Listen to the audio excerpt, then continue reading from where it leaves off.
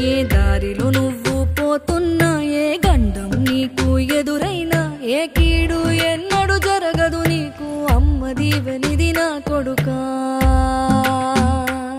ఈ దిక్కులు నీతో కదిలేను, ఆ చుక్కలి దిష్టి తీసేను, ఏ గాలి ధూళి సోకదు నిన్ను, అమ్మ దీవెనిది నా కొడుకా.